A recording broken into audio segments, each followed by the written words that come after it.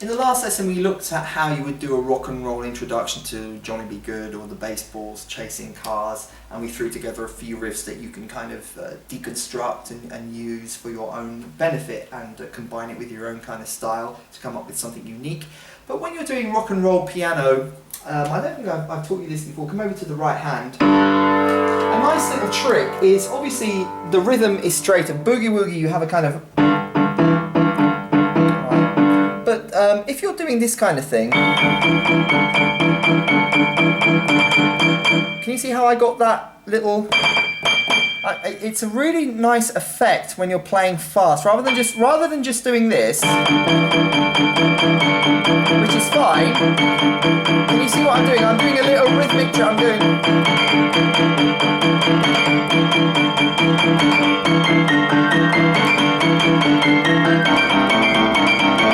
I'm almost doubling up, well I think I am doubling up the river there from a quaver to a semi-quaver, and it's very, very effective rather than just going, which is fine, but to make it super cool, super sort of badass rock and roll like, you might want to do this. So I'll do it again. I'm just doubling up the rhythm occasionally. So if I do it, I think it's easier than verbalizing it, just to kind of give you a demonstration. So the traditional way, and it's a good way, is simply this, when you're doing your rock and roll piano, but you might want to start doing, see? And then you might...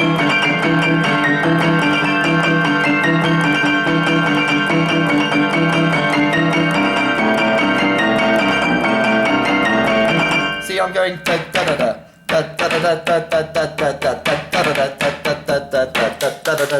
da da da. So rather than just going, I'm just going da da da da da da da da da da da da. So.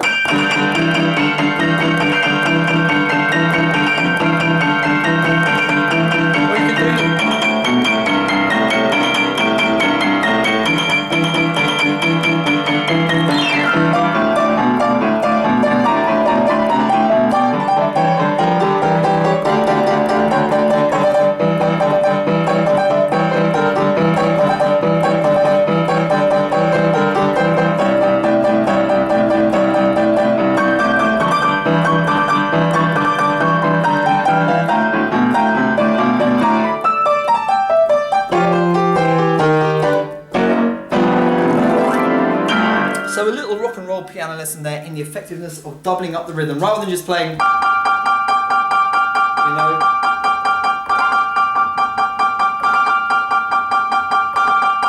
So see if you can practice that, and I played a few variations on the rhythm of that as well, as a way of breaking up the monotony of simply just playing quavers all the time. Remember, one of the dangers we can fall into in rock and roll piano and boogie-woogie is just becoming monotonous if we do the same thing without variation. And so that's a great little rhythmic rock and roll secret to avoiding the kind of rock and roll comfort zone where you're simply just doing...